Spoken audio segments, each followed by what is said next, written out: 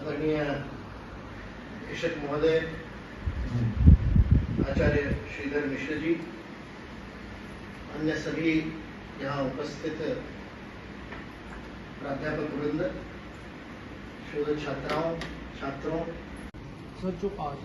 जहाँ पे आपने संवाद किया उसके बारे में बताएं। अभिनव गुप्ता जी की जयंती के उपलक्ष्य में सप्त सिंधु संवाद कार्यक्रम के अंतर्गत आज यहाँ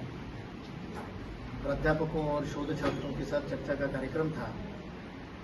आज जो एक वैश्विक परिस्थिति चल रही है और सारे विश्व में जिस प्रकार की जियो कल्चरल सांस्कृतिक स्थितियां बन रही है और जिसके अंदर संवाद एक बहुत महत्वपूर्ण माध्यम बनता है, जिसके माध्यम से सत्य को समाज के सामने लाया जा सकता है। क्योंकि आज लड़ाई सारी नैरेटिव की, यानी मिथ्या को प्रचारित करने की लड़ाई चलती है और अलग अलग प्रकार के मिथ्यापवाद भारत के बारे में, राष्ट्र के बारे में, देश के बारे में, यहाँ की संस्कृति के बारे में फैलाए जा रहे हैं।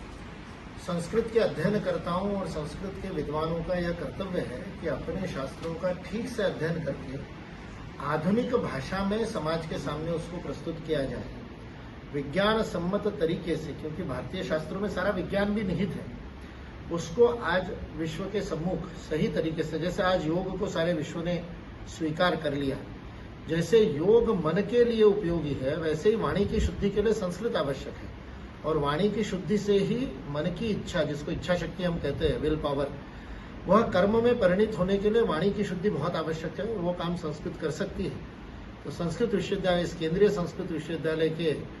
प्राध्यापकगण और छात्रों के साथ संवाद में यह चर्चा हुई कि किस प्रकार से यह शैक्षिक परिसर वैश्विक स्तर पर भारत के आदर्श को प्रस्तावित करने के लिए मिथ्या को दूर कर तथ्य को सामने रख सकता है। इसका श्रेय देना मुझे लगता है संयुक्तिक होगा। इसलिए आप जैसे ऐसे मेधावान, प्रज्ञावान, विद्वान लोगों के सामने बैठने का साहस मैं कर रहा हूं तो आपके कुलगुरु के स्नेह के कारण कर रहा हूं। जब वो रामटेक में कुलगुरु बनकर के आए, वहां के कवि कुलगुरु कालिदास संस्कृत विश्वविद्यालय में, विद्यापीठ में, तब से उनका स्नेह मुझे प्राप्त हुआ और हमारा साथ में बड़ा अच्छा स्वाध्याय और कार्य चला। और तब से वो स्नेह करते, पिछले वर्ष भर से वो प्रयत्न कर रहे थे कि केंद्रीय संस्कृत विश्वविद्यालय के किसी न किसी कार्यक्रम में मैं आऊं, लेकिन वर्तमान में मेरा जो दायित्व है वो थोड़ा सा अलग प्रकार का दायित्व है। इसलिए मंचीय कार्यक्रमों को मैंने लगभग 1.25 वर्ष तक थोड़ा सा, अभी भी कम ही कर रहा हूं, लेकिन अभी अंतर्राष्ट्रीय योग दिवस के अवसर पर वरखेड़ी जी को बार बार मना करते हुए इतना संकोच हो गया कि ऐसे व्यक्ति को कितना मना करेंगे, इसलिए मैंने सहमति दे दी और उसी प्रक्रम में आपके वेदव्यास परिसर में भी और अभी इस रणवीर परिसर में भी आने का अवसर मुझे मिला।